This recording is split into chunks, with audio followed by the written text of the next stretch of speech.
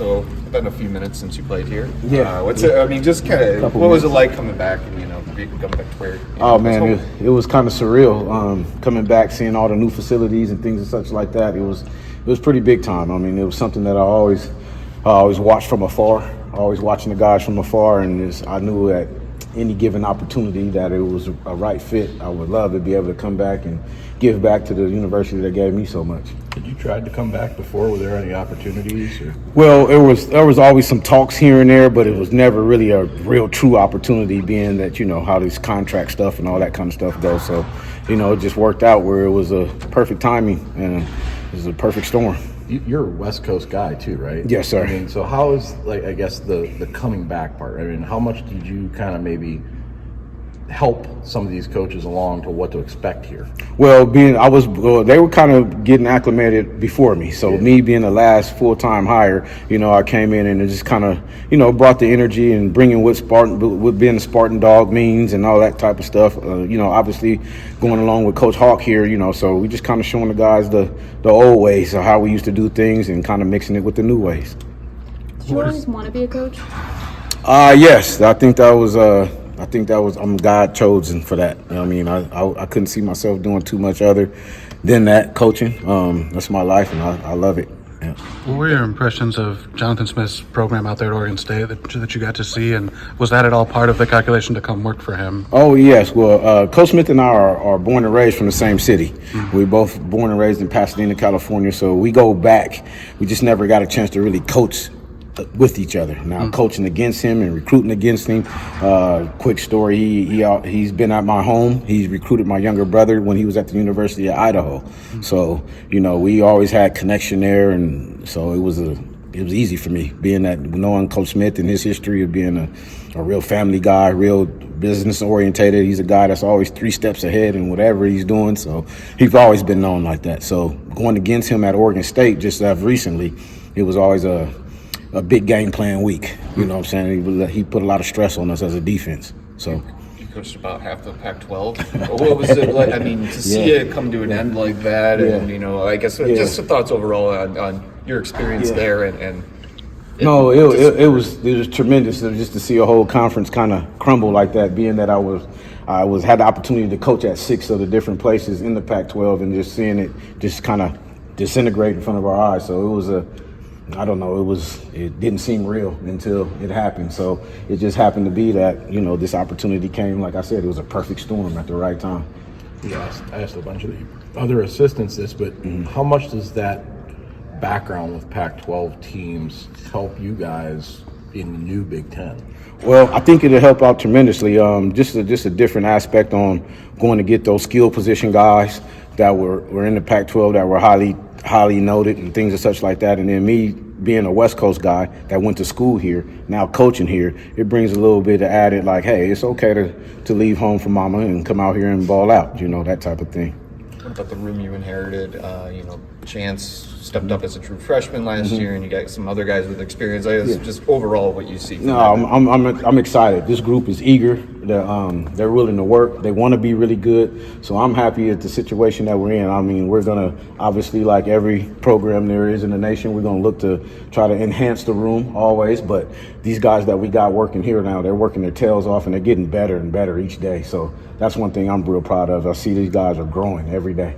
Forgive me, was 94 or 95 your last year? 95. 95. So you've got to go through the coaching change with Yes, sir. Coach Perlis to Coach Saban. I guess how did that work for you guys as a group back then, and how do you kind of apply those lessons now? Well, pretty much, being with Coach GP, rest in peace, you know what I'm saying, it was big for him to come out to recruit me with Dino Felino, and all those guys came out to get me, Coach Charlie Baggett, all those guys were, recruiting me pretty hard. So when I got out here, Courtney Hawkins happened to be my host. He and Alan Haller were my hosts when I got here. So, that was pretty big time. And then when Coach Saban came in, Coach D'Antonio was my position coach. So me and Coach D'Antonio developed a really tight relationship, in amongst those years. So it's awesome. And those guys that you worked for as a player, I mean, with Nick and obviously with Mark, I mean, their defensive background, their defensive background in particular, I guess what things did you draw from them that you applied to your own coaching? Oh wow, man! The attention to detail, things and such like that. Trusting in the preparation, and then relying on technique. Those are some of the things that maybe as a young player I relied on athleticism a lot.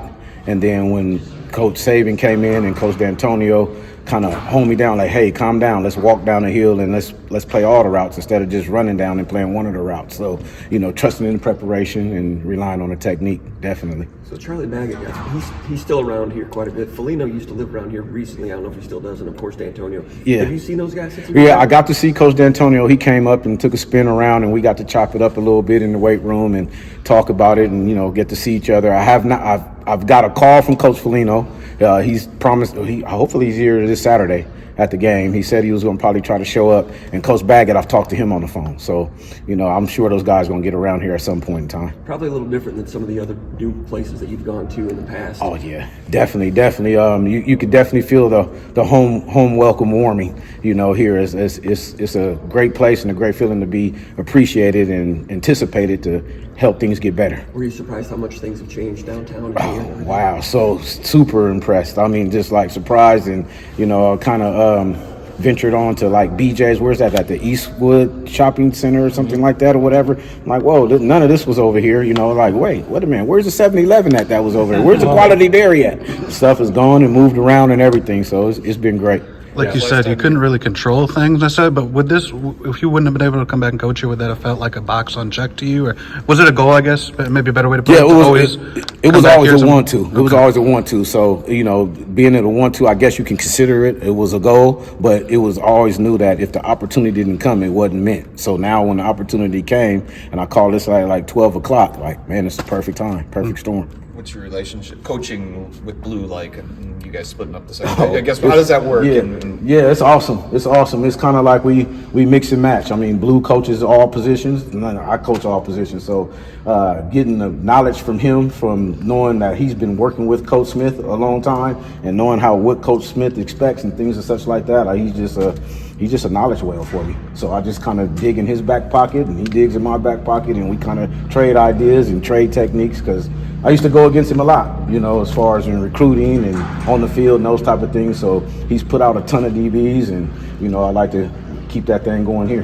How important is it for this program right now with the changeover to have you and Courtney and the background within what the history of the program is? I think it's very important because, as the longer you get away, the more some kids think that they can just inherit it. So like when we say with Spartan dogs, it's like, hey, it's some stuff we had to go through to become or considered Spartan dogs. So those type of things like that, just showing those kids the way and how to do it and how hard work, how to work through adversity and that type of thing is how we did it in the past compared to how you can do things now. And we're trying to mesh it together. When was the last time you were in East Lansing before you took the job? Probably when I graduated. Oh yeah? Wow. Yeah. I did come back to Detroit for recruiting purposes at other places that I worked, but I never got to East Lansing. It was always Detroit for a day and then fly back out. Just a little brick building here when you were... Man, the Duffy. I remember sleeping on the floor here 2-a-days and things and stuff like that. We don't even have 2. When was the last time we had 2-a-days? That type of thing. So, it's... look at this place, man. Come on. It rivals any other university or program out there. What do you think about Joe Rossi? And he's new to Jonathan Smith as well, and then you're new to him. Just what's that process been like learning him? I mean, it's great. Young, energetic, very smart. Knows his scheme really well. He knows where all the hidden bones are in his scheme, so that's a good thing. You know what I'm saying? So confident to learn his scheme inside and outside, all the little nuances, and get after it. How much last year were you able to kind of follow what was going on here and like? I think you had an overlap with Harlan as a player, right? Well, he was leaving out when I was coming in. Yeah. So we missed. Tough spot for him to be in. Yeah, no doubt. And I've talked to HB many times in recruiting. He's trying to get information from me. As you know, the coaching network is a small network, so you always reach out to your guys that you know and that you could trust. So he might have been recruiting a guy from the West Coast, and hey, meet, what's up with this guy at such and such a school? And we would trade ideas and things such like that. So yeah, it was pretty hard, but I'm glad he landed on his feet. Yeah, definitely. Who were some of the guys that you would If you had to start the season right now, I guess where some of the guys you're leaning on at corner that you think can. Well, right now for spring, it's really hard to say because of spring ball and everybody's learning a new defense and things and such like that. I will hold pause on that answer until we got the new guys in, the freshmen coming in and things and such like that. And it's the wild NCAA with the portal stuff. So we don't know how it's going to be. So I hold pause until we get to fall camp and we got a full team. But what I guess big picture, this is the secondary used to be a source of pride for this program, and pass defense obviously just kind of fell off in recent years. I guess what's the outlook as a group and wanting to kind of restore that? Yeah, well, that is the goal, to restore that level of excellence in the back end. And so we want to cover guys, and we're going to hit guys, and we're going to run around and have a lot of fun doing it. So we got to get the guys in to do that. What do you like about Rossi's scheme? Oh, I like the multiple, how we can do multiple things. I mean, we play a lot of everything. So we play some match quarters and 2 and 3 and 1, just like everybody else. But the way he does it, he keeps it really simple. So I call it like a free agent friendly defense. So with the age of the portal and all that kind of stuff, when new guys come in, it won't take that much to get them caught up to speed within the scheme. I wonder what Saturday was like for you walking out through the tunnel again. Man, it was surreal because I hadn't been. First of all, I'd never been on the field since I left, and then getting on the field and it's grass. I'm like, oh wow, man, look at this. You know what I'm saying? So it was big time, man. Beautiful. I can't wait till we get the fans in there. What we standing on now, just color green. Yeah, that's the stuff you guys went through that those guys don't understand. Exactly right, Spartan dogs. Yeah, exactly. You mentioned the Wild West and just kind of where college sports are right now with the transfer portal and stuff. How difficult is it as a coach, recruiting guys and trying to get them to buy in and stay when there is so much flexibility in what they have so much control in what they want to do, I guess? Yeah, well, it is very difficult. I haven't got my fist around the chat all the way and got it controlled, but it still kind of revert back to the same things what we came up under. So, it's developing relationships and, getting those kids to know you, getting to know their families and things and such like that, and then working through all the brand new obstacles after that point. So the starting points are still the same. It's just a couple added finishing points that we got to knock out to get guys landed. I would assume it's probably difficult to be what Jonathan says, a developmental program in this era. Yeah. When you don't know how long might be there. Yeah, exactly. It's tough. It's tough. So, I'm like dog paddling. I'm just trying to stay above water and win the next day. A lot of people are. Yep. Looking towards this Saturday, as a former player and